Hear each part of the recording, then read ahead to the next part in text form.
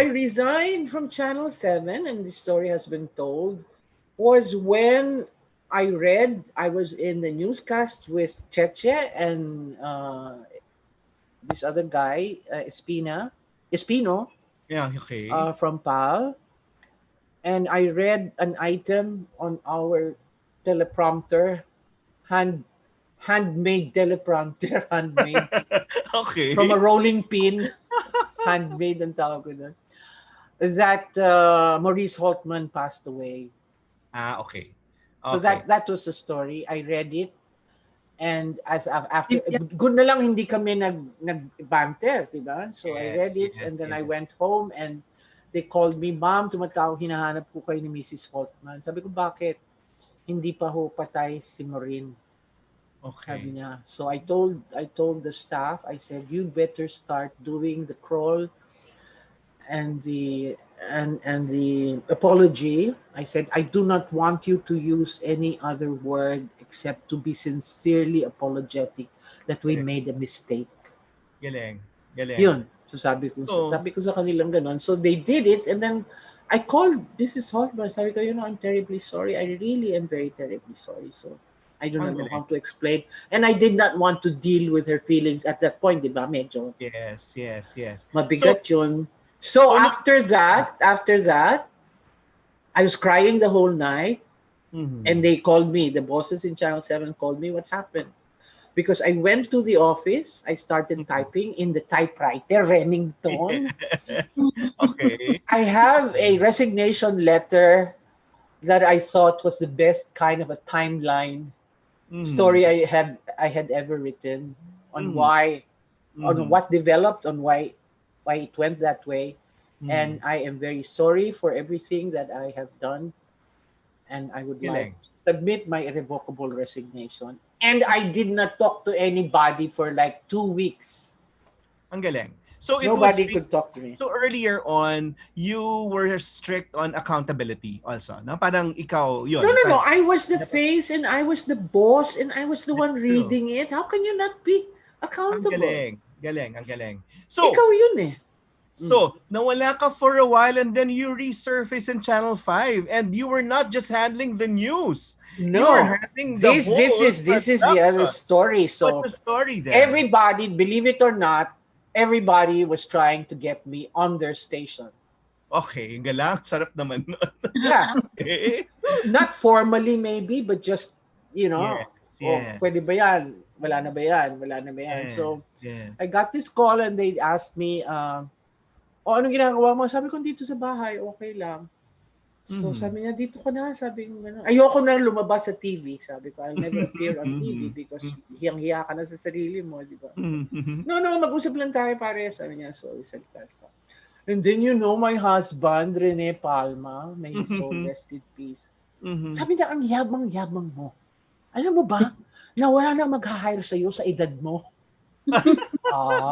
Sabi Okay. ko, The challenge. threatening, challenge. Kinausap ko lahat yung nag-iimbita. Saan ka pupunta? Kausapin ko si ganito. Kausapin ko si ganyan. And then Ang he galing. realized that I was able to recover because I wasn't talking, I wasn't watching TV, I was Ang just in my galing. little room. Ang galing. So when So, I started talking to people, and they said, sabi ko, I will accept this. I will just revive Channel 5, sabi ko, but I will not appear on TV. No, no, no, we're not gonna open Channel 5 until after a year, sabi niya. Okay, pero pa akong luxury. So that was the come on there. ang galing pero teens. At Ah, one point, I was doing Sharon Caneta show. ah. Ikaw naman, tinapatan mo naman kami ng specials mo. May special ka. Here comes Tina Monzon-Palma doing In Fairness to Gabby and Jenny Sikia. Why did you do that? So sabi ko, No, ay, because nag-surface si Tina biglang, ay, may talk show katapat ng Sharon Cuneta no, show. no, no, dear. Jenny Sikia is related to my husband. Okay. Ambassador Enrique Siquia, remember him? He Okay. was Okay. an ambassador to somewhere. Okay. So, pamangkin siya. Okay. So, kinuha ako nung Jenny Siquia. And then Yes. Gabby was our talent with all the other hunks, diba? Richard Yes. Gomez, Yes. all of those handsome guys. Yes. So he got me as a the anchor or the interviewer. Sabi namin, No, what else about? I mean, do I have to remember? Of course, Sharon. Do you put in those kinds of issues in your mind when you're of course, here? hindi. You are with Jenny and Gabby, who just met in a basketball game in Ultra, and they're getting married. Tapos ayun na nga. So sabi kong ganun, si Tina, pinalaki yung mundo. So nawala sa news, but you're in charge of the whole network, di ba? I was in charge of the whole network. We opened three provincial, one in Davao, one in Cebu, and one in three radio stations, three TV Yes, stations. yes. Ayun, So masaya, that was masaya what I yon. did. Kasi parang lumawak nga yung mundo.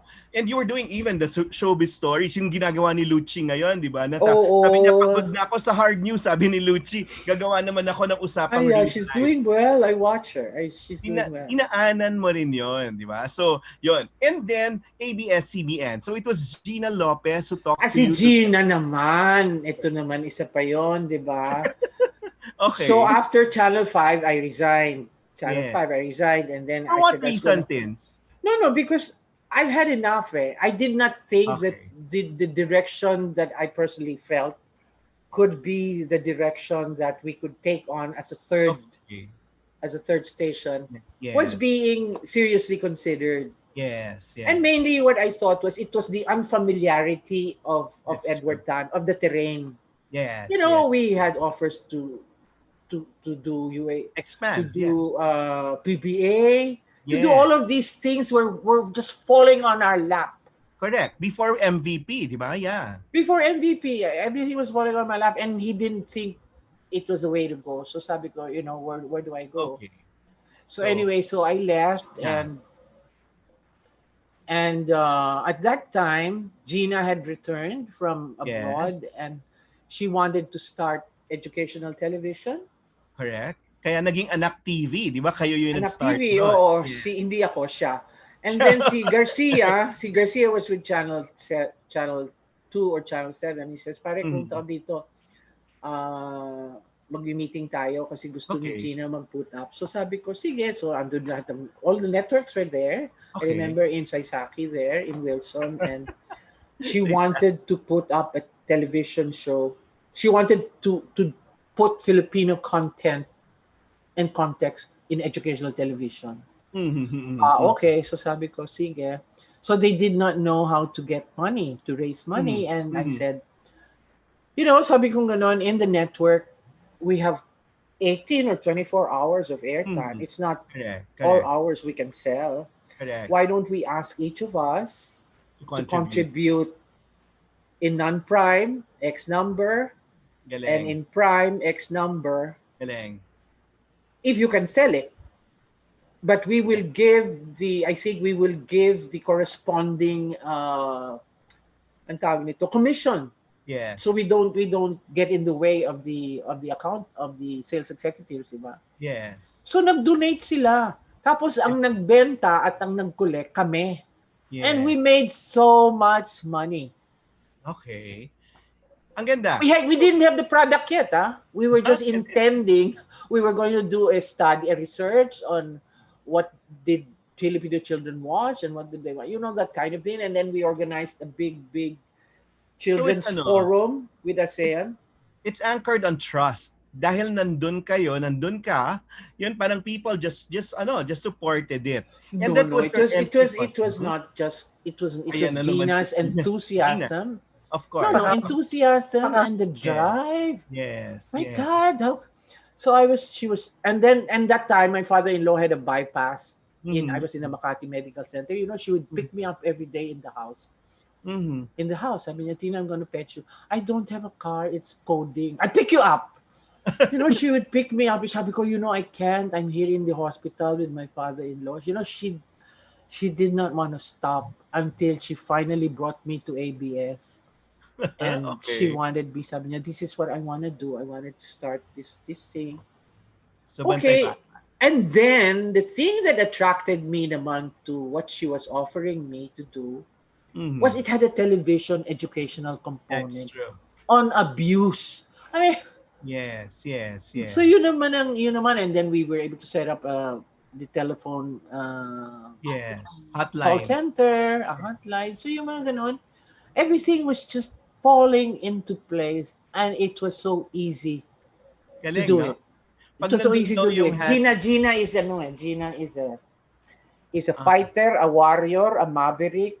That's true. That's true. So parang it is a logical progression din sa career mo na okay, from radio to TV to eventually public service na kakaiba. So Oo. parang yan yung ideal natin, di ba, Hindi, Carrie? hindi eh. At saka you have to realize, wala nang kukuha sa akin. I mean, who's gonna get me Well, to hindi do a naman yun. Pero newscast? Not. hindi mo ever naisip magpolitika, no, Tins? I was offered.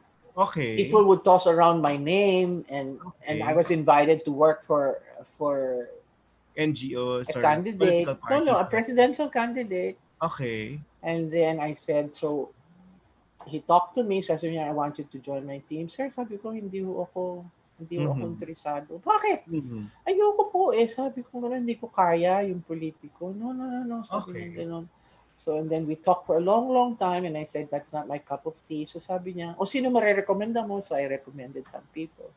But he wanted me to stay on his team. I don't know what he wanted me to do. But, Well, so sabi ko, sir, ano bang kasing gusto mong tao sa kampanya mo? Kagaya mo, sabi ko, anong kagaya mo? Tomboys. Akala mo naman sa akin, tomboy pa. no. That's it. No, it's Madabuti na lang nag-ABS ka kasi doon ka namin minahal. At least doon No, the ABS was not even going to happen. Oh? It was not going to happen. It was already si Lauren, Congresswoman Legarda, was running, and I wasn't interested. I was not positioning myself to go, and people suspected all this time that was my backdoor entry, and I was not at all thinking about it. So meeting kami ng meeting. So meron mga meeting tumatawag si Freddy Garcia. So sabi ni Freddy, I emerged from a meeting in that little Yes. little audiovisual room in the second floor outside the executive offices. Palma, halika dito. Bakit? Kausapin kita. Pare, sabi niya, mag-news ka na. Sabi niya, ha? Ayoko nang mag-makeup. Ayoko nang gumising ng gabi para sa mga ko. Hindi na ako lalabas. Ayoko na. Sabi niya, pagpawa mo na. Sabi niya gano'n. And he would call, and Rolly Cruz would call and tell me na, sige na, sumali ka. Ayoko na talaga. Ayoko na. So, what convinced you to finally do it again? Sabi ko, sige. Sabi ko, para tumahimik na lang kayo. And these guys are two of my friends. Yeah. Because they came with me in Channel 7. Yes. Okay, pare, sabi ko, pagtapos ng campaign period, win or lose, wala na ako.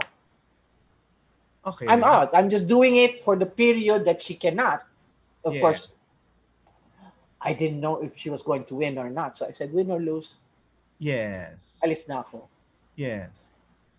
Inanalo. Okay. So wala kang choice. So sabi ko gano'n, anak ng wedding, sabi ko, inimbitan nyo, you didn't even offer me a single centavo on how much I'm going to earn. There was nothing, no offer. I was just doing it. How many days ba yung campaign? February. Yeah, matagal. Di ba? Yung gano'n. Yes. Pero gano'n naman tayo sa ABS noon, di ba? Hindi natin tinatanong ang talent fee, nagugulat na lang tayo. And then I realized, exciting this place, huh? Exciting this place. Okay. So, ABS. You stayed on. Okay. But I was not. What am I doing? Where are you going? You're leaving us? Where are you going? No, I'm just trying to reach okay. for the sofa to raise my legs. Tama na. Ang dami na. Anong oras na? 3:52 na. No, marami pa kaming pwedeng itanong. So, Tins, wag mo nang tanungin. Nag-talk back ka, di ba? Well, you had fun doing those things, those stories. Okay. How different was it from your newscast? Those things, those topics you wanted. Challenged me to read more, to understand news more, to be very current and Yes, to be yes, very observant of how interviews were being done all over yes. the Philippines and in abroad. So it gave me a time for me to re-educate myself as somebody who was working in news. Ay, iba pala ito interview. Aha, aha. Ayun, yan Can lang. you So, fix? what? Natatawa sa'yo yung inaanak mo. Kasi Ano? No, sina wala, si Carmina. Ano daw? Dude, can na-OOC you face siya. the camera? Hindi, no, You it's face the comfort camera. first. No, It's it's comfort. Face daw the camera, Tins. Really? yung, Eh, yung naka-side director mo, view ako na po. inuutusan ka. Okay, Tins, Ah, isa pa. Hindi ka takot malaos noon? Or hindi ever? ako, I never felt, I felt the, I felt the loss of the popularity Mm-hmm. and Mm-hmm. everything that went with it. When Mm-hmm. on the first year I stopped doing, I was out of the television. Mm-hmm. Mm-hmm. I was in Mm-hmm. between jobs. But Mm-hmm. during the time I was doing the news, my God, you should see my house full of gifts during Christmas. Mm-hmm. Punong-puno in the sala, in the balkonahe. Mm-hmm. After I was out of TV, walang nagbibigay ng regalo except for the few people who really cared for me, who really were my friends. Ha? And then that's I realized, sabi ko, ganito pala ito. Sabi ko, wala. When you're Mm-hmm. no longer there. So I never actually, I felt hindi ako nalaos. Nawalan lang ako ng opportunity to still prove myself Mm-hmm. to Mm-hmm. them if at all they thought na wala nang silbi yan. Hindi na naman lalabas sa TV yan. Yung gano'n. Yun Yeah, lang. Pero hindi ako takot malaos. Carmina has a question. Go. But, No, because remember, Tita Tins, we would always talk about this in the newsroom during our mga siesta and mga afternoon chika. You would always talk na, and this is, I guess, really, really true with you, that you never really did it for yourself. You know, and you would talk about how some people would do it That's for true. themselves and That's themselves true. alone and would eventually believe their own hype. That's true. And yun yung mga pinag-uusapan namin dati sa newsroom nung wala pang pandemic. But you know, I have to bring it out now that because Yeah. pinag-uusapan natin, because Tita Tiens, when you're talking, lalaos, ganyan, hindi siya natatakot because nga, she never did it Mm-hmm. for That's herself. true. There was a greater purpose That's true. to whatever it is that she was doing. It was never for her own sake. That's true. no, Car- it didn't matter. It didn't matter if I only got one line in the lineup of a newscast. Mm-hmm. Mm-hmm. I mean, I'm not for billing. I'm not for That's true. That's true. nothing of that sort. I mean, But this is the sabi job mo they nga, give me. I get it. but you're the constant nga on ANC, Tim. Parang sinasabi ng plug, di ba? So, the voice that is constant, the principles that are constant. Ikaw yung isa sa mga nandun, di ba? So, Hindi. Pero hindi naman ako pwede maging constant. I will have to say hello, okay. goodbye. Diba? Okay, It's experience with Tina in Talkback. Ma'am Teens, paki-pan nyo lang muna ang camera nyo. Dinidirect si Tina on... Na-miss ko yun eh. Okay, go. Ayan, better. Si Ma'am Teens, ano siya, parang focus talaga siya pag ano man yung magiging topic or sino man ang kausap niya. Alam mo talaga on TV, makikita mo yung concentration niya at saka yung authenticity niya na guest ko to, I will make sure that Maayos. you know, number one, they're comfortable. Oo. Sa Maski na hindi, there was one guest, you know, Yeah. may I share? Okay. Yung Chinese, fortune teller. Ay, nako. Tao. Not the famous one, basta hindi ko siya Yung basta Paul. in-interview ko siya. Tapos, Hirap na hirap siyang magsalita, mm-mm. pero hindi ko siya binastos, hindi ko siya pinahirapan. I just really gave him the show. Yes. Let him express in whatever way. I did not even want to is this what you're saying? Wala, basta kwento lang siya, kwento.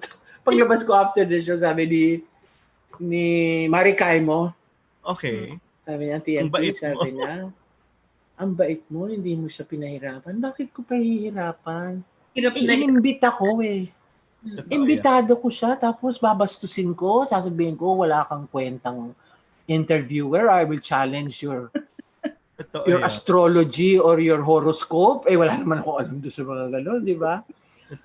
So, you never take anyone for granted, no matter how much they really turn you off. That's true. They turn you off and you just proceed. Palulusutin mo ba? Ano, Carmina? You raised a very important point there. And this, I think, ito yung isa sa pinakamahalagang lesson din na natutunan ko from you. It's that our studio is our home. Yes. And whenever we interview anyone via Zoom, via phone, or in person, they are our guests. That's true. So, tama, whatever persuasion they're coming from, whatever biases they may have for or against, ang bottom line parate is, kita mo, therefore, you give them the due respect. Kahit diba? Yeah, but you do not challenge and embarrass them and show that you know more than what they know. That's true. Because it's not about you. Diba? No, it's not about you don't, it's not just listening to what they have to say. It's understanding more of listening of what they're saying, trying to tell you. Ganda, diba? Ganda. Parang ganun lang ang nakikita ko. Kasi kung minsan, di ba, mas magaling pa tayong hindi, alam mo yung experience ko, kaya ako natuto rin dyan, lessons ko. I was in this departure of Cory Aquino and she was going to Japan after this Enrile attempt for a coup. Okay? So Ramos was with me, katabi ko siya, dinikit siya ni Maria Montelibio na interviewin ko. Nagwa-warm up na yung engine. Di tumayo ako, sabi ko, katabi ko si Ramos, he was the general in waiting. At siya, ang haba-haba nung intro ko, I was just, napalis na ito, pupunta siya doon, maiiwan ditong caretaker at may problema sa Enrile. Pagtingin ko sa side niya, iniwanan ako. Tapos? Wala akong guest. Wala akong guest kasi ang haba-haba ng tanong ko. So, nagsalita ka na lang ng nagsalita. Di ba ngayon yung may mga... No, I said, he left. May mga package stories naman that you would intro. So, may backup naman siguro yon. Well, hindi. Yung gano'n na hindi na... Nawala na lang. Na pinrepare mo sa mind mo. Kasi yun lang yung gusto mong ibuhos yung intelligence mo, kunwari. That's true. Iniwanan ka. Hindi, goodbye. Eventually it's not a show off na opportunity. It's never. Naka 1 hour na tayo. Tama na.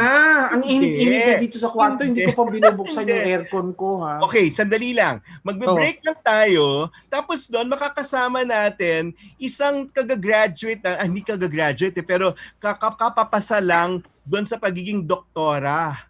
Master siya ng public health din sa Ateneo kasi we're so proud of her. Nandito na siya ngayon sa Zoom natin. Ayoko nang mag-break, Justin, ha. Well, kailangan na natin siyang tawagin. Si Tricia Robredo, si doktora. Ikaw muna magsalita. Hello! Hi! Good afternoon po. Hi! Thank you very much. Hello po. Congratulations! Salamat po. Joined by one of the hosts of Radyo Katipunan, si Maxine Cruz. Ayan, sinasabi ko palagi. She's the pamangkin of Panji Gonzalez na mahal din natin. Hello. And so, isa siyang estudyante ng Ateneo and a lot of other students will be joining us later, magtatanong sa inyo.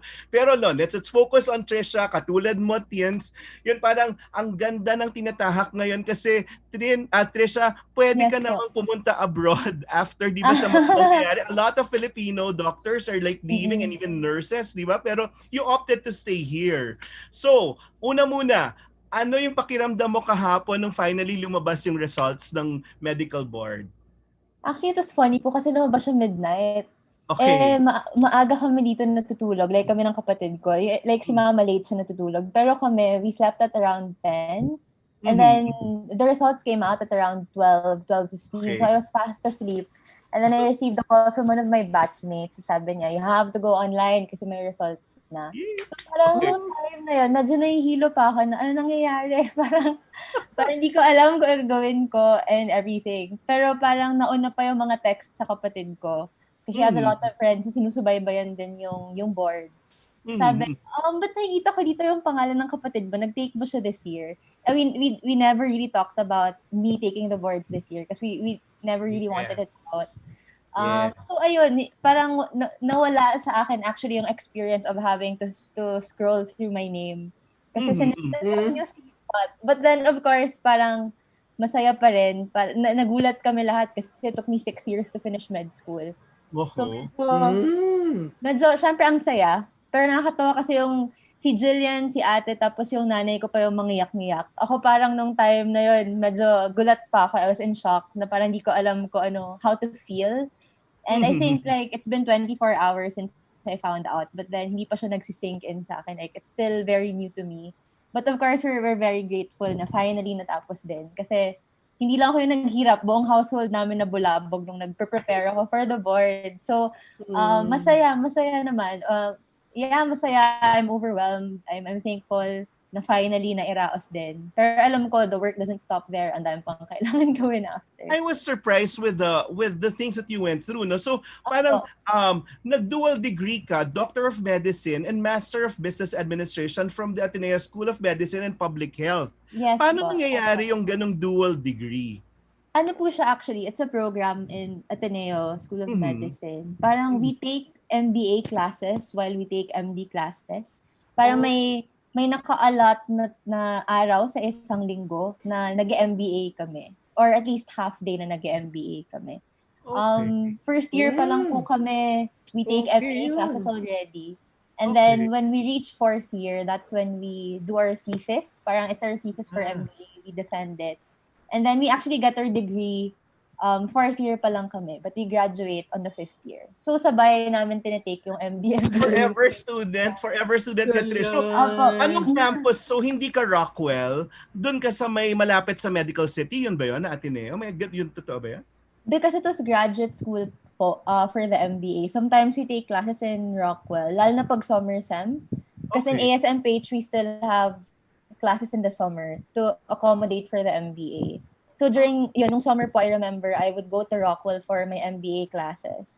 But then most of it sa may Medical City pa rin po, katabi nung school, yung ospital. So medyo convenient siya in that way. Opo. Galing. Pwedeng magtanong, Go, Noel. Kins. Game. You can ask Anong questions. thesis mo? Anong thesis mo po? Para yung MBA po kasi we had to choose a company that we had to study like the projections pagdating sa mga profit, the revenue, how the company will do in the next couple of years, how it did in the past 3 years.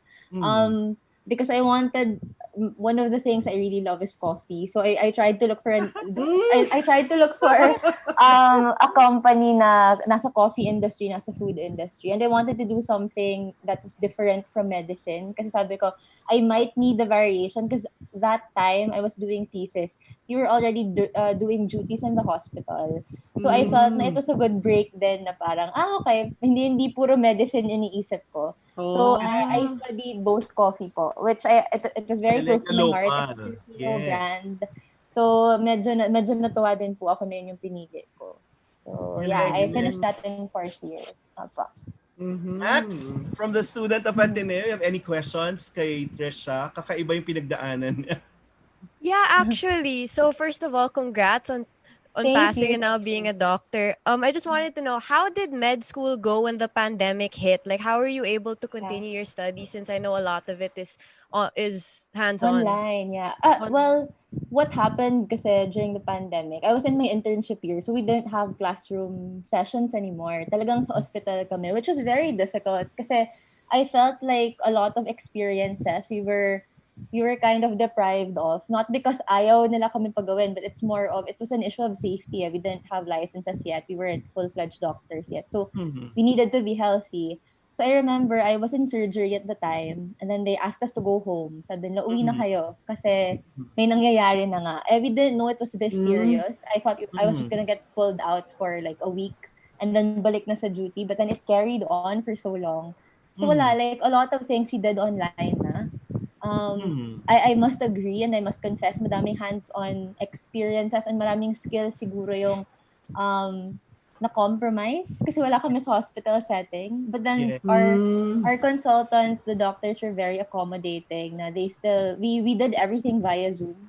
So wala, lahat talaga ng lectures namin naka-Zoom kami. And then they tried to make us experience pa rin the hospitals kahit virtual. Pero of course, wala pa rin talagang tatalo sa actual experience. Like talking to the patients and seeing the procedures, it's very different. Pero wala parang we have to make do with what we have. So ayun. Yeah. Carmina, a question for Tricia? No, I was just wondering also kasi all of these things happening, well, Yes, in the ma'am. field of politics, were happening as well, and things are still happening. How are you able to just really focus on your studies, knowing how protective you are of your mom, and knowing all the attacks that were being hurled her way? Hindi ba ikaw nahirapan na mag-concentrate dun sa studies mo, and also, concentrate also on the love for your mom? Yeah, I think since my mom entered politics, my sisters and I have been very used to seeing a lot of comments. Well, that her mga fake news na sanay na rin naman kami dyan. But we're still human. Syempre, it affects us in some way. But then ako talaga, I made the extra effort to try to block all distractions. So I tried to get off social media. And parang I really tried to study lang kasi that was what was required of me at the time. My mom told me na the best way I could help her was to really study and focus on what I was trying to accomplish. Kasi parang sabi niya, mas kampante siya na alam niya wala akong ibang iniisip kundi yung kailangan kong ma-achieve, which is the boards. Galing. Pero syempre, ang dami nangyayari nung mga oras na yun. Parang hindi ko naman maiwasan na hindi sumilip sa online, sa kung ano nangyayari. That's true. We have to face it. Like, a lot of things are happening online. Kahit yung academic, Facebook, gamit na gamit sa school, sa ACAD. So, hindi ko rin maiwasan na hindi yun tingnan. Pero it was just really a matter of choosing what was important. And, ayun, knowing, parang kampante din ako na yung mom ko kaya niya, sarili niya. I have faith. I'm very confident that my mom can handle like anything thrown her way. So, nung time na yun, wala talaga pong, I really tried to just study. But yeah, it was difficult. May mga lapses din ako. Syempre, minsan, alam mo yun, napapa-comment din tayo. Pero, ayun, pero for the board review, it lasted for 5 months. So, it was quite long. Talagang sinubukan ko lang talaga mag-aral nung mga panahon na yun. My family then, they've been very supportive. So, it wasn't as difficult as I would have imagined it to be.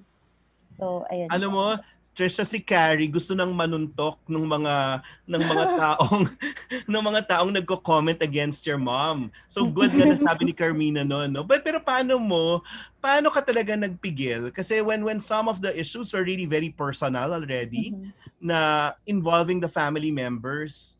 So yun, ano yung mga hindi mo mapalampas na mga parang accusations na alam mong hindi naman totoo?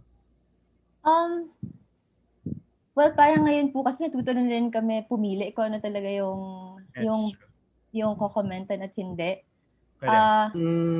Wala, parang ngayon nakikita ko mas not naman mas aggressive, but my mom nakikita ko hindi na pinapalampas yung mga bagay na pakiramdam niya hindi kailangan palampasin. That's true. For a lot of years, parang hinahayaan lang, she turns a blind eye. But I think now she realizes that she has to adjust some of them. Good. Hindi ba kayo cheering squad nagsasabi, masagutin mo na, sige na, or parang kami na lang ang sumagot niyan?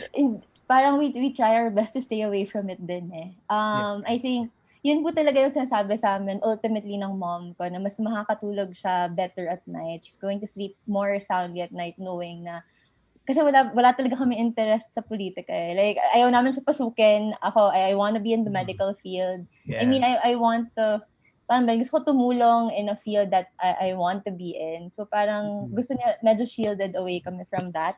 Although ina-acknowledge siya na syempre, every once in a while, darating at darating yan. Pero, ayun, parang pinipili lang talaga po namin yung ano eh, yung mga laban na kailangan sa bakin. Parang hindi kami masyadong, medyo na-filter out na rin namin. It took years of practice. Buti Pero, naman, ayun. and grace, no? At least magaganda kayo at hindi kayo hindi kayo affected by it. Gary. Yeah, ako question lang kasi I'm based in Canada, Vancouver. Hello po. Apo. And for you, ewan ko kung mahirap for you, but what was going to be your focus? Are you planning on staying in the Philippines and helping out, or would you rather go and get advanced, experience and technology sa overseas? Parang, well, I tried to talk to my family about it. Kasi honestly, parang it's attractive din naman. I won't lie. Medyo attractive din naman yung programs abroad. Syempre, yung pinapaliwanag na sa akin ng mom ko, parang kung pakiramdam mo masubuti kang doktor, or pakiramdam mo makakuha ka ng training elsewhere, or kung saan naman na mapili na program, huwag kang matakot gawin yun. Kasi ultimately, alam niya naman na babalik kami sa Pilipinas at doon talaga kami magsisilbi. So parang I think now I'm less afraid to make decisions and to choose what I think will be best for me. Kasi alam ko naman na yung guidance and alam ko deep in my heart na kapag maging mas praktisado na akong doktor, yung pagsisilbihan ko pa rin po mga kababayan natin. I rotated in both private and public hospitals. Tapos nakita ko talaga yung need na kulang tayo sa tao eh. Parang nakaka-guilty din iwan. Siguro pansamantala, hindi ko sasabi na alis ako. That's something I'm still discerning. Pero gusto ko din naman dito mag-train para alam ko din how to deal with the situations here. Pero parang kung makita mo yung mga nakikita mo ngayon sa ospital, masyado kang konsensya na iwan din yung mga nakita mo eh. So, ayan. Pero, Trish, ikaw na lang yata yung hindi rin nag-abroad, di ba? Kasi si Aika nag-abroad.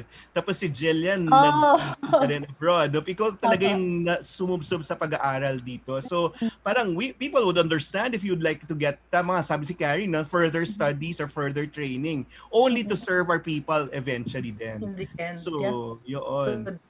Ano yung immediate plans, Trish? After 5 months of hurdling the board reviews, yun. Ano yung next plan para sa'yo?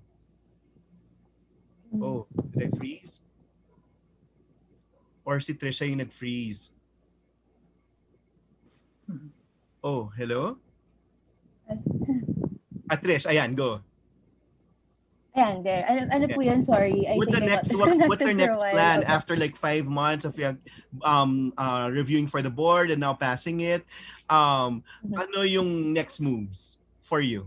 Actually, yun po yung medyo disorienting sa akin kasi parang the past couple of months, I really devoted it to studying na parang it was so hard to imagine the life after. Kasi yung pinaka-goal ko at the time talaga was to pass the medical boards. Okay. So it's only been a week since I took the exams. Okay. So the whole situation is kind of, ayun po, disorienting talaga na parang, oh my gosh, I have so much time in my hands, what do I do with them? Pero ayun po, parang right now what I'm doing actually is I'm looking at programs in the Philippines kasi kailangan ko po mag-residency. If I want further training, I'd probably go into residency. So right now, I'm looking at the programs available. I'm fixing my papers. Tas really discerning na sana kung ano sa tingin ko yung mas makakapabuti sa akin. Kung saan ako mas makakatulong. Pero ayun po, pinagdadasalan pa talaga. Ang dami ko nang hininging abiso sa mga mentors, sa mga teachers, ano kailangan gawin. Ang sabi naman nila sa akin, ultimately the decision will come from you. Pero yun po, parang sabi na what you feel is right or what is in your core, it will come to you when the dust settles. Ngayon po medyo medyo on a high pa ata kaming lahat na wow, pumasa na tayo. Pero parang, ayun, there's also a time na darating na we have to get back to work, we have to get our hands dirty. That's true. Pero right now, it's really preparing for that, making sure that I'm well-equipped before I make a major decision again. I've And been that- studying for the past couple of years. So parang it's difficult for me to make a decision about like my next career move. Kasi talaga po yung nangyayari lang sa akin since grade school, talagang pumapasok-labas, pasok-labas ako ng classroom. And ngayon Eternal trabaho na student. nag-uusapan eh. So, Oo nga. medyo bago siya sa akin. Pero ayun. Kaya Ihingi po, tayo ng advice mamaya kay Sige. Tina niyan. May tanong muna si Carmina. Carmina, go. sige po. Yeah, hindi, it wasn't a question. It was more like a suggestion kung ano yung gagawin niya ngayon. Sige po. Matulog. Actually, Matulog ng matulog. Nakahabol ka na ba sa tulog, Trish? Actually po kasi Sir Noel, nung nagre-review ako for the boards, kasi my mom took the bar exams din po, diba? Yes, So parang sabi niya sa akin, alam mo, it's very essential that you have enough sleep kapag nagre-review ka. So actually, the whole time I was reviewing, she was very strict with my sleep schedule. So hindi siya And she was very strict about my, parang nakulangan, may mga araw na kulangan ako ng tulog. I must admit, parang pag ang dami kong backlogs, matulog ako mga 12 or 1. But nothing beyond that. Kasi my mom po talaga has been very strict about sleep. Kasi sabi niya, if there's anything she realized sa buong bar experience niya, hindi ka makaka-function properly if you're not well rested. Tama naman Sabi niya, it's super counterproductive. Just go to sleep if you're tired and then habulin mo siya the next day. And then just focus on the task at hand. So, may mga araw na kulang sa tulog, but I wouldn't say I was very sleep deprived through the whole process. So, ayun po, parang okay naman. Parang na-balance ng maayos. Opo. Lost sleep is lost sleep, di ba?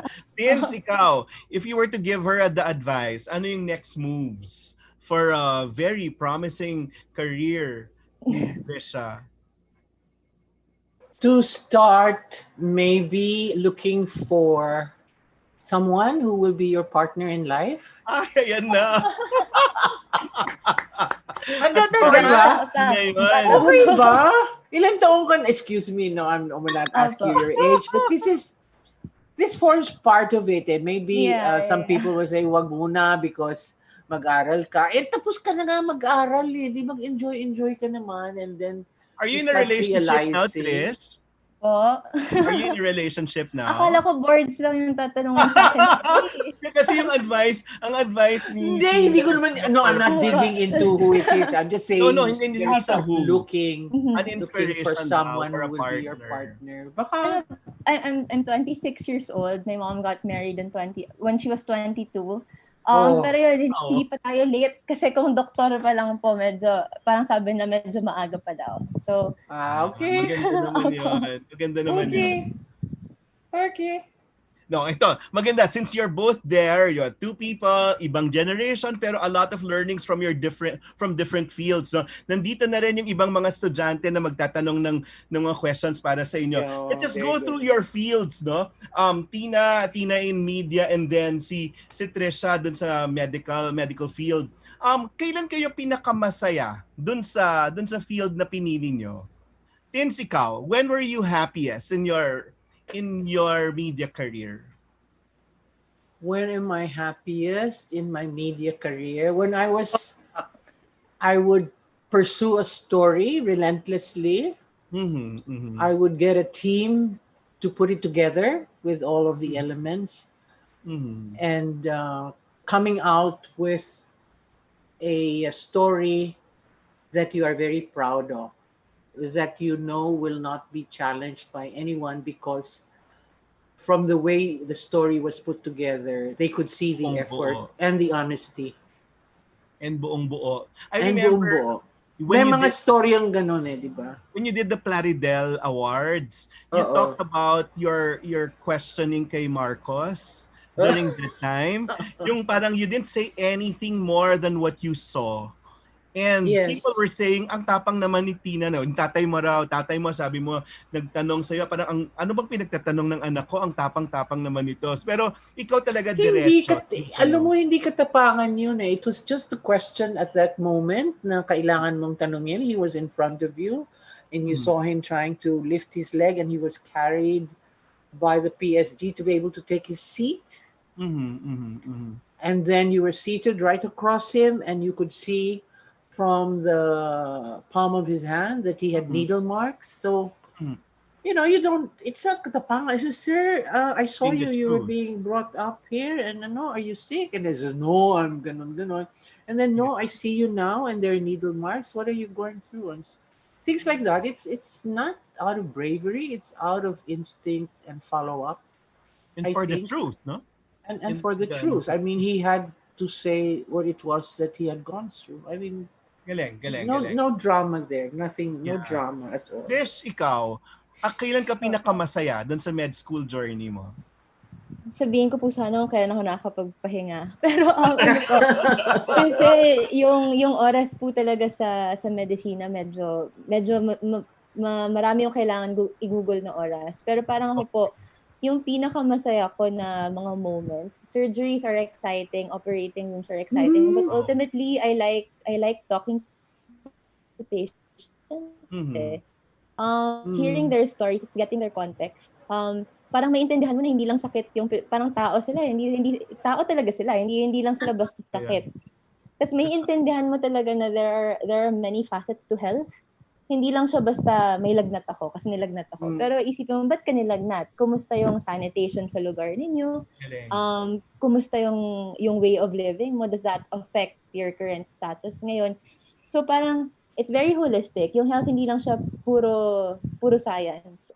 May something else pa going on behind it that you have to know. The social implications. Marami talaga eh. At nakakatuwa kasi makukuha mo yun by just conversing to the patient, by recognizing na he's not just a case, by recognizing na may buhay siya. Tapos ako po kasi mahilig ako magsulat. Good. So sometimes that's what I do. I don't even publish it. Yung mga kwento lang ng mga pasyente ko, isusulat ko siya just so I don't forget. Para sa mga araw na pagod ka na may nasusungitan ka, hindi mo maintindihan kung bakit ganun, ba't mo tinitiis yung tinitiis mo. Pagbalikan mo yun, tapos maisip mo na, this is why I'm doing it. Parang it gives you perspective. That's true. So, ayun po talaga. Ako, yung pinaka-fulfilling sa akin in my field, the thing I enjoy most is conversing with your patient. Story, no? Yeah, hindi replaceable. Doon din ako nalungkot nung bigla kaming naging online. Kasi nawala yun sa akin. Pero yun po talaga. That's what I really, really enjoy the most. Galing. Sa media naman, Tins, when did you feel most challenged dun sa field mo, sa field natin sa media? Kailan most challenged when people in power try to stop you from doing a story. Meron talagang ganon. Meron talagang ganon. Matigas ang ulo mo, tinutuloy mo pa rin? Kinakausap ko sila kung sino man ang pumapansin na hindi siguro karapat-dapat mong ilabas ito. So hahanapin ko sila at kakausapin ko sila sa telepono. Or kakausapin ko in person, tuhanan. I mean, it's a very simple way of addressing how to defend your being a journalist in your search for truth. Galing. You, Trish, saan ka pinaka-challenge in your life as a medical student, now the doctor? Ako po kasi for me, one of the biggest ironies sa medicine, no? Parang as a doctor, you want to be sorry. You're muted. Okay. But ayun po, parang for me, I think one of the most challenging things is parang as a medical professional, people expect you to have sympathy for your patients, syempre, kasi how do you most effectively take care of them? You have to, dapat may parang nakikiisa ka dapat sa kanila eh. But at the same time, as their doctor, as yung attending nila, you can't get too emotional as well. I don't know, parang yung mahirap po. Hindi ko alam niyo, pero sa amin magkakapatid ako yung pinakaiyakin. So konting mga bagay niiyak talaga. But that's something I really had to change. Parang kailangan talaga ma-compartmentalize mo na, kapag kausap mo yung pasyente, hindi ka pwede maging madrama, hindi ka pwede maging emotional. Pero yung mga nakakaharap mo lalo na sa public hospitals, yung mga nakakaawa talaga na walang perang pambayad. Sasabi nila sa akin, hindi sila check up kasi walang babantay ng tindahan nila. So wala silang makakain sa gabi. Parang how do you not show the least bit of emotions kapag gano'n na yung nakakaharap mong problema? So parang for me that was very challenging. Na I had to remain objective. I had to keep a straight face in order to properly do my job. But at the same time, parang how can I? Na parang nawawalan na ako ng sympathy just so I can keep an objective stance, and parang ang hirap po dun sa akin. And till now it's a struggle. Until now that's something I'm trying to understand. But that's been my everyday prayer since I started rotating in the hospitals, na sana hindi yun mawala sa akin. Na hindi ako mawalan ng emosyon pagdating sa mga pasyente, that I find the proper balance kasi the moment na maging very robotic, very mechanical ako about how I approach them, wala. That's the end of it. Parang nawala na ng saysay yung ginagawa ko. So ayun po, araw-araw pinagdadasal ko na sana hindi mawala sa akin. Galing. Carmina, go. Before we ask the students to ask questions. Okay, go. Actually, si Tricia was talking about empathy, diba? So I want to ask Tita Teens about how she views empathy and how she views, the observation. I was talking to NUJP's Nonoy Espina the other day, and he was saying essentially journalism these days has lost empathy. Kasi nagkaroon, we find ourselves, according to him, at a point where, we're better than our viewers. And therefore, that's one of the reasons why trust eroded in some of the journalists in the country. Yeah. So, part of the reason he said is empathy. Nagkukulang na daw ng empathy tayong mga journalists. So I wanted to see, in relation to what Tricia was saying, it's important in our field to have empathy, but it's something that we also have to guard against. So I wanted to ask you what your view of that is, given your decades of experience. So I see you done, ha? Empathy. No, to me the underlying virtue, if it's a virtue or a character, is the trust that will be developed between you and your subject. Yeah.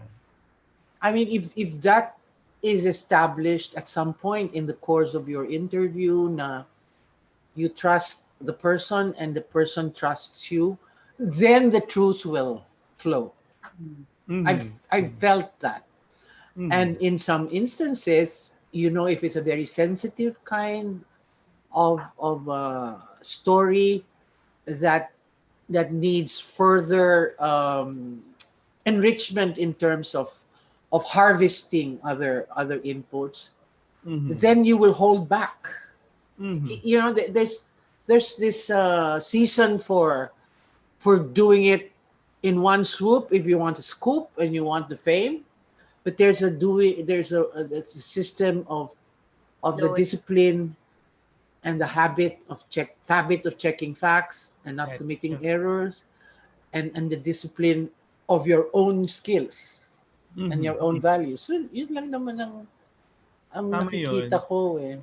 At tapos yung biktima ng mga fake news niyan, mga totoong tao, no? Parang nakakasakit. At yun, si Tricia, biktima niyan. Then, so let's give way to some questions from the students. We have here. Yes, uy, kanina pa yan from PUP. Tep, go. Ayan na. Kindly unmute. Kung i-unmute ka ni Justin. Tep, ayan na, go. Mag-unmute ka daw. Ayan na, go. We can hear you. Go, Tep. From PUP. Good afternoon. Okay, Tep. Rinig niyo po ako, sir? Yes, lakasan mo pa. Game. Mataas yung boses mo, ha? Ayan po. Ay, Sir Noel, nakakamiss ka po. Okay, game. Okay, anyway. I would like to ask this to Dr. Tricia Robredo. Okay. Ikaw ba yung ikaw po ba yung nasa UAAP last time na nag-courtside reporting mo? 6 years ago pa yon, but yes, it was me. O, nag-courtside reporter pala siya sa UAAP. Opo, yes. So parang Hello. ang bilis. So anyway, from being a courtside reporter to being a doctor. So ano yung mga lessons na natutunan mo as CSR na maaari mo pong dalhin sa pagiging doctor po? Pagdodoktor. Okay.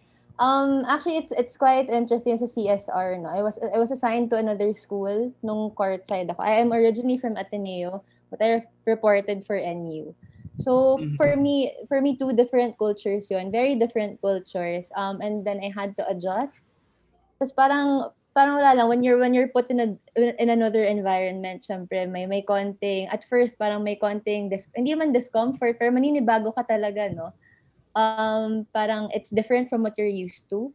So, ako for me, naging adjustment din yun. Pero I ended up loving NU so much. As in, iyak ako nung natapos na stint ko. But then that was one of yun yung isa sa mga, I think yun yung isa sa mga moments na talagang umalis ako sa comfort zone ko. And then I had to face everything heads on. So isa yun sa mga natutunan ko na skills. And actually, after I finished courtside, right after I finished it, ABS tried to absorb me to do articles on certain people. Parang ako, I don't do much of the basketball pieces, no? But I did more feature writing siguro. So mas nakakausap ko yung mga tao. Parang my assignment was to get profiles, to find a story that's interesting about the certain player and try to humanize them na parang hindi lang siya basta player, pero meron siyang ibang buhay pa outside of that. So parang I guess the skill of communicating with different types of people, nakatulong siya sa akin some way. Kasi syempre yung mga nami-meet mo sa hospital, iba-iba naman. So, ayun, parang the communication talaga.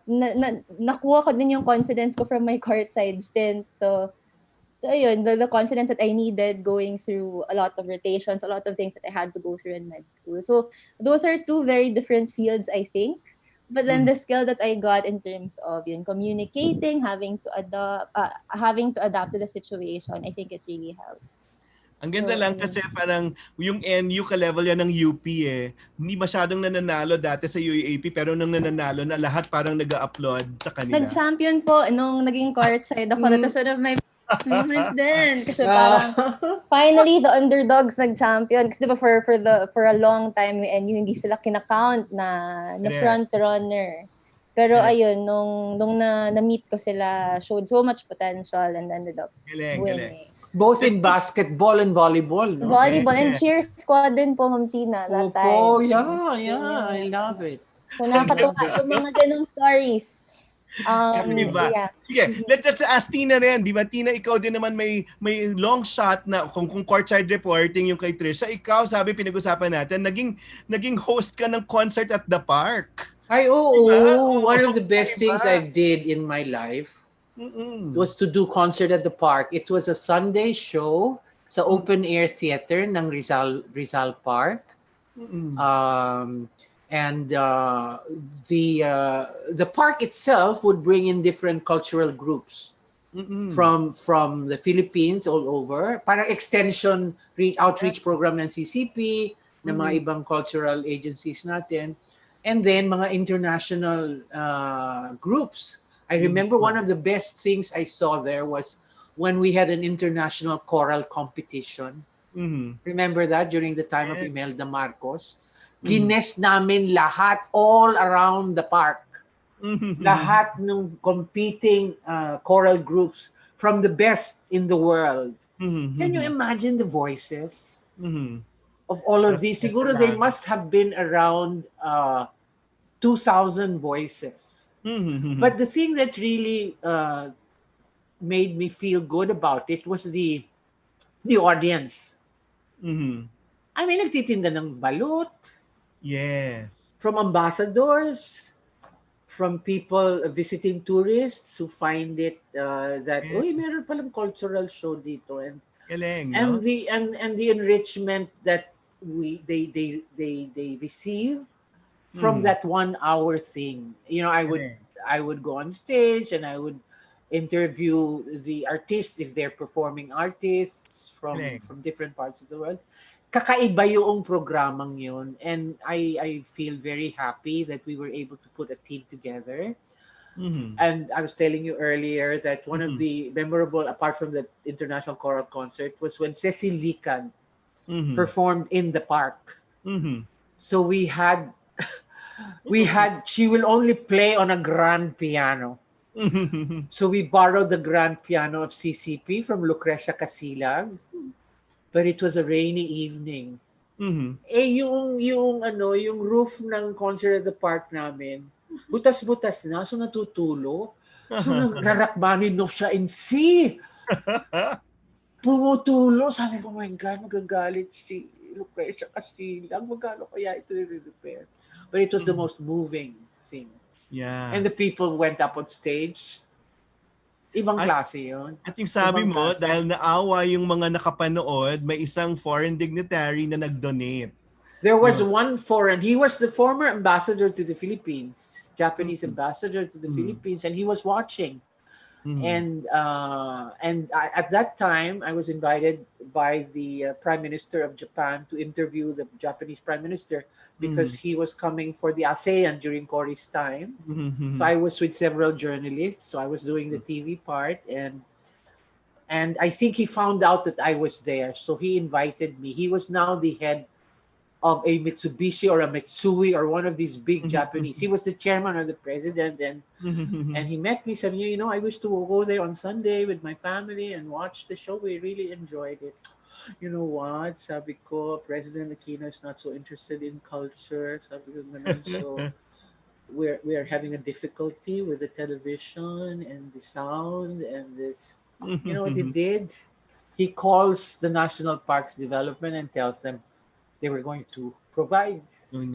Yeah. A rehearsal hall, the stage, an OB van. Galing. For Rizal Park. I think it's still there. I don't know if it's still working. Galing. Yun yung mga ginagawa nyo, no? Parang, so, si Tins, yun nga, yung concert at the park, si Tricia, nanggaling sa pagiging courtyard reporter. Oo. Pinalikan nyo, parang, nagpapayaman ng mga storya. Neil from PUP, can you like throw your question or like say your question? Sorry, yung natagalan ka na rin magtanong. Okay, go. Okay lang po. Good afternoon. Good afternoon po sa inyong lahat.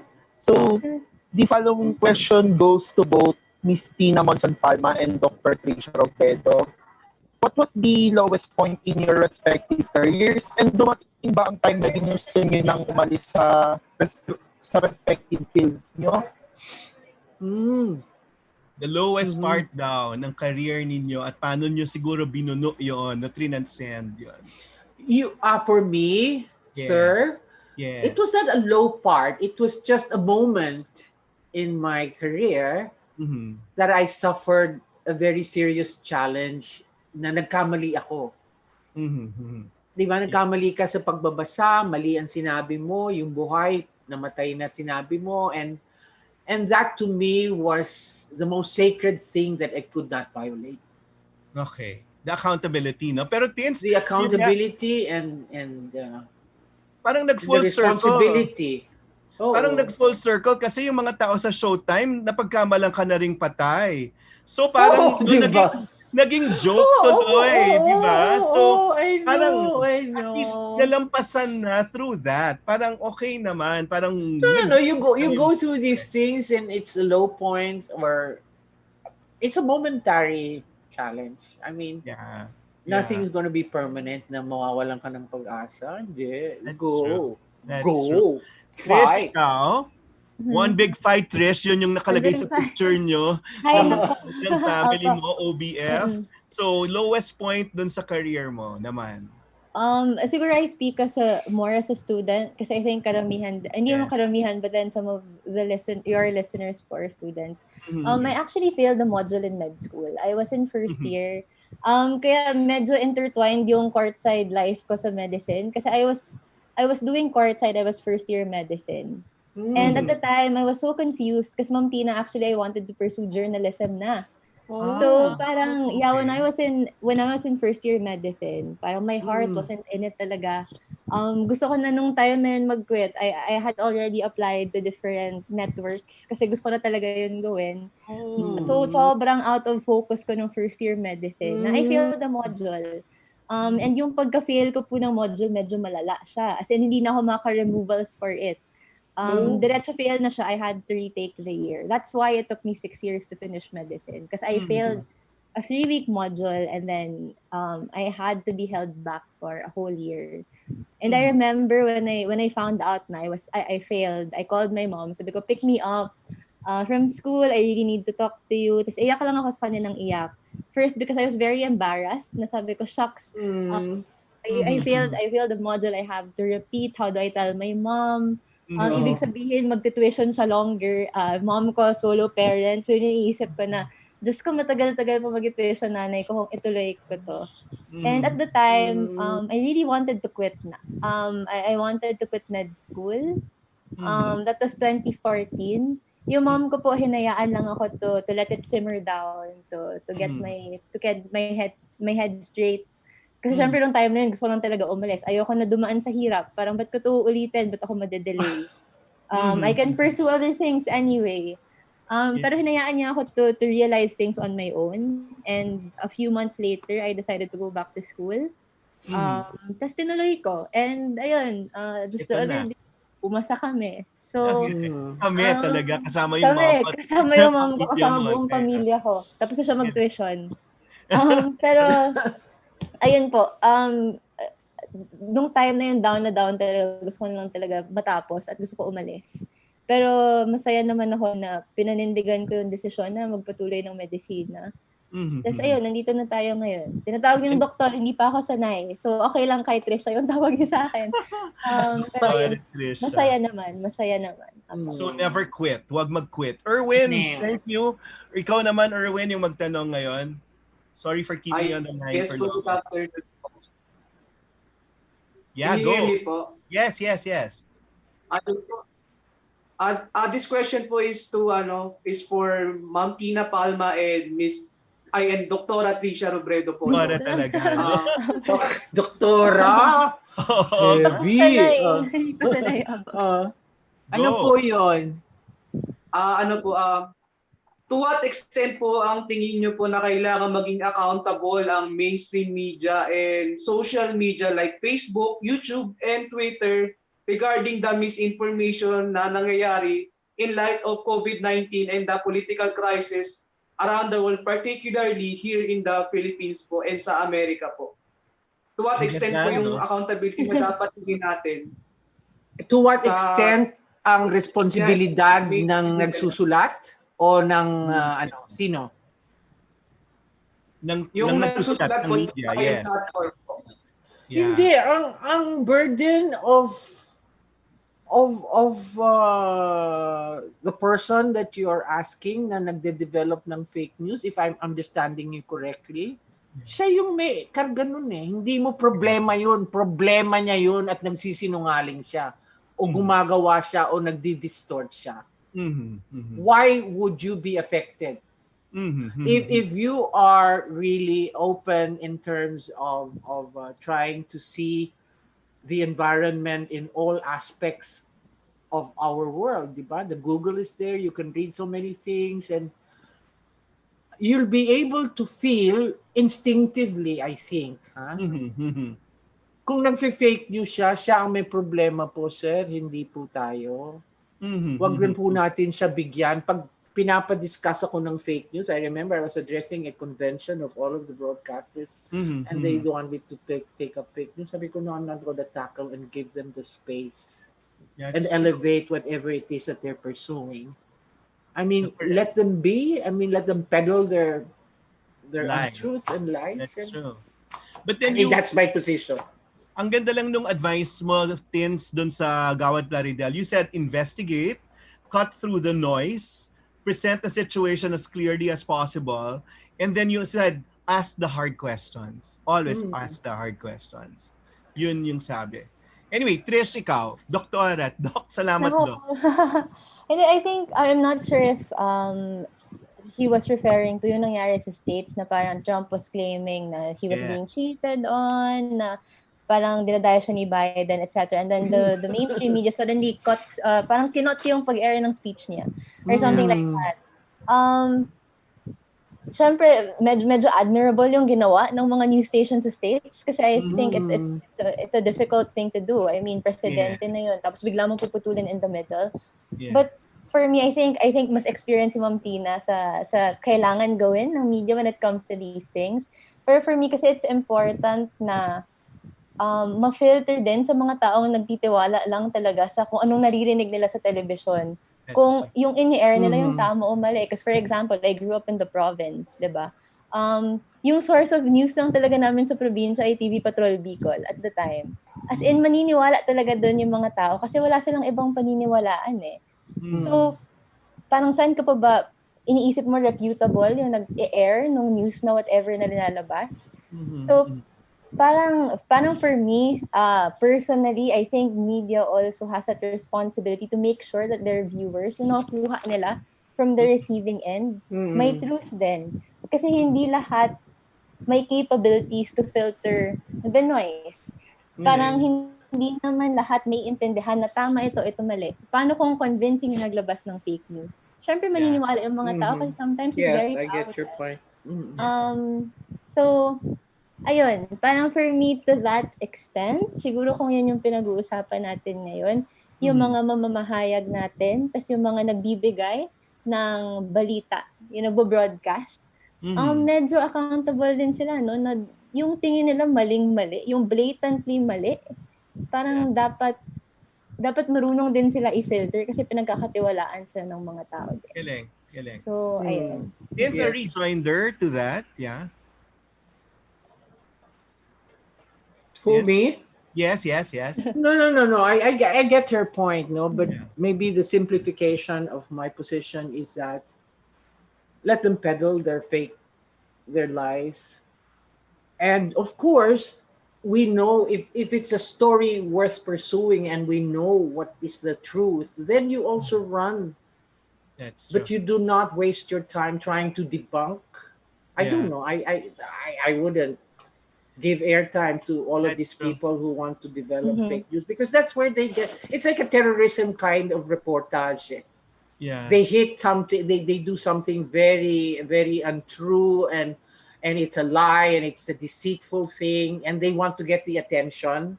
Yeah. And they know a lot of people are watching them, and here you are. You're going to jump. Parang don't lose your focus. Parang to me. I don't know, my sense is if you're using Trump as an example, I don't know whether there is any study or survey to show that yung trust and trust ng mga tao sa kanya as far as saying the truth has gone down. But I don't know if the results of the elections, popular votes and electoral would be an indication. Yeah. Pero ano na siya eh. I know I watch him and I can't see anything. They run a story. Di ba kanina? They run a story on CNN that he's still to this day, talagang sinisiraan pa niya na pupunta siya sa Wisconsin, sa Chicago, na siya nanalo. Yeah. We're running this because we want to tell you that he still insists on the falsehoods. Di ba? And then, but the manner in which he says it, talagang Pero Tins, parang may parallel naman na nangyayari din sa atin. Pero yun na nga. At least, no, sana we're over that and we can see through that. So, that. Anyway, there's another one. Angelica, yeah. Okay. Naririnig po ako? Yes. Clear. Hello po. This question po is for Miss Tricia Robredo and for Miss Tina Palma po. Opo. Ano po yung masasabi nyo or yung motivation lang po na may bibigay sa mga future Jorn students and sa mga future doctors din po like Miss Tricia Robredo po. Lalo na po these days yung nangyari po sa pandemic po. Dami pong difficulties na nangyayari. And yung mga students po, they feel unmotivated po. Ayan na, motivational speakers na kayo at inspirational speakers na kayo. So what inspiration or what motivating words can like give them? Kasi kumakapit yung mga tao ngayon sa mga ganyan, no, sa inspirasyon at yung hope galing sa mga taong katulad nyo? Trish, go. Ako po, siguro, syempre hindi pa kasi ako babad na babad sa COVID pandemic, no? In terms of like the hospital duties, wala pa ako doon, papasok pa lang ako. But I think in terms of yung motivation na sinasabi mo, kami lagi sa amin, paulit-ulit sinasabi ng mga magulang namin na it's nice that you have your whys, it's nice that you have your passions, but then there will come a time na it will run out eh. And sometimes the only thing that you can hold on to is the discipline. Na parang, okay, kailangan ko maging disiplinado because this is what is expected of me. Parang many times in my hospital rotations for 2 years, parang gusto ko balikan kung ba't ba ako nandito. Wala akong mahanap eh. Kasi parang nakikita mo a lot of injustices when it comes to our health system. Parang sobrang napapagod ka kasi pinapagalitan ka for no reason ng mga consultants or ng mga, parang it's a reality. And sometimes it's not enough yung parang sasabi mo, para saan ka bumabangon. Minsan, bumabangon ka because of that. But then sometimes talaga, you're just too tired, you're just frustrated with everything that's going on around you na yun hindi na enough. But then you go back to your duty. You go back to discipline. Na parang ito, inaasahan ito sa akin. Ano ba yung nakadefend sa akin? Na kung hindi ko ito magawa, sino maapektuhan? So, sometimes parang, you know, you will run out of motivational words. Mauubusan ka talaga. Totoo. Pero, and minsan may inis ka pa pag sinasabihan ka na parang, ano ba, hindi mo naiintindihan, so that's not working. Yeah. Pero wala, you go back to the whole concept of discipline na parang kung hindi ko magawa what is expected of me, it's going to be a domino effect. Ang daming ibang maapektuhan. No matter how small the task is, parang don't ever think that what you're doing isn't valuable. May contribution pa rin yun. And when you keep that in mind, medyo magigilty ka not to do what is expected of you. So, for me, yung lagi sa amin sasabi na, yun nga, lagi sasabi ni mama na when you're tired talaga, you rest. But then, you also remember, may task na hindi ma-accomplish kung hindi ikaw yung gumalaw. So, minsan talaga kapag pagod na, kapag wala na akong gustong pakinggan anything inspirational, I go back to the importance of being disciplined and the importance of what I have to do. Yeah. Salamat, Trish. Ang ganda-ganda nun, no? Angelica, ang gandang reminder. Tins, ikaw, ang ganda rin. Ako, ano lang, ang masasabi ko lang, huwag tayong masyadong makinig sa mga motivational speakers because iba-iba rin ang kanilang ideolohiya o kaya mga politics o kaya yung kanilang gustong patunguhan. I think you must have the courage to be alone in your mind at isipin mo ano ba ang values mo as an individual. Yes. Papasok na yung saan pinalaki ka, ano yung mga values ng pamilya mo, ano yung natutunan mo sa mga nakakatanda sa iyo. And then ibuuin mo yung sarili mo. Buuin mo yung sarili mo, wag kang kasi ngayon ang tendency, maraming nagsasabi na ganito, this is how to handle kung merong nang iinis sa'yo sa opisina, yung mga ganon, it's just creating a pattern of habit that is no longer authentic. Yes. Di ba? Pag inaway ako ni Noel, anong gagawin ko sa kanya? Because I know he's somebody who is handling a talent. Hindi ko na siya masyadong papansinin o palulusutin ko na lang siya. You know, you have anong tawag ba nun? Yung forced kind of a behavior. Yeah. Or a formed behavior that is no longer authentic. Doon ako naiinis doon sa maraming motivational drama. Kala mo na ikakahon yung mga responses. Exactly, man. Kahon. Hindi kahon yung medyo binastos ka itong sabihin mo. Hindi. Yeah. Gusto mong magalit ka muna, di ba? Walang formula, Walang formula yung response mo to feelings. Galing. Kaya pag nagagalit na yung mommy ni Trish at lumalaban na, ay, hindi formula yon pero chini-cheer natin siya. Kasi finally, di ba? At least lumalaban, di ba? Hindi, pero yung sagot ng mommy niya, the Vice President of the Republic of the Philippines, madulog ka muna. Galing Magtulog ka muna o mag-isip ka and binabalik sa kanya kay Tricia yung anong gusto niyang gawin. Pag-isipan mo, give time. Don't lose your focus, no? Tama 'yon. Parang siya rin nagtatrabaho. Go back to yourself. Your core, yes. Carmela, go. The last of the students will ask a question. Hello po. Magandang Hello po. Tanghali po. This question po is both for Ma'am Tina po and Dr. Tricia. Doktora, talagang sarap pakinggan. Enjoy, Dr. Tricia. Nakakatakot. Hindi Tanong ko lang po kung what is that point po of life na nalaman po ninyo na ito po talaga yung field na gusto nyong i-pursue? Ganda naman yun. Back to basics. Go! Sige, Trish. Ikaw, after the failure, di ba, binalikan mo. So, what was that turning point? What was that parang, point na, ito talaga, dito ako magtatagal? Parang ako po kasi talaga, I graduated college, I was 19. So parang at the time, hindi ko pa talaga alam kung ito ba talaga yung gusto kong gawin the rest of my life. You know, medicine is a commitment. Kung nandyan ka na, buong buhay mo. So parang sabi nga nila, get out while it's still early. Honestly, nung bumalik akong medicine, yung nag-decide ako na tatapusin ko to, nung time na yun, iniisip ko lang, gusto ko lang siya matapos eh. Parang di ko naman talaga nakikita sarili ko nag-practice na maging doktor.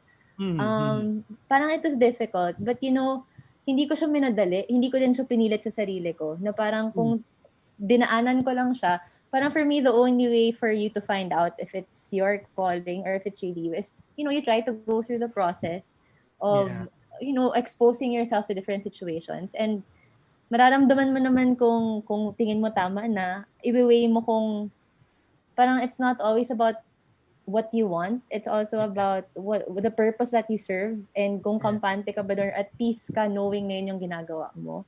I think na natagpuan ko yung meaning, nahanap ko yung meaning, yung purpose sa ginagawa ko. Yun yung nakakausap na akong pasyente. Tapos makikita mo kung paano ka, kung yung konting kumusta lang sa kanila, it's a big deal to them already. Parang kung makikita mo na ganun yung epekto sa mga taong pwede mong matulungan, for me, doon ko nahanap yung peace na hinahanap ko for so long na nasa tama akong profesyon. Ito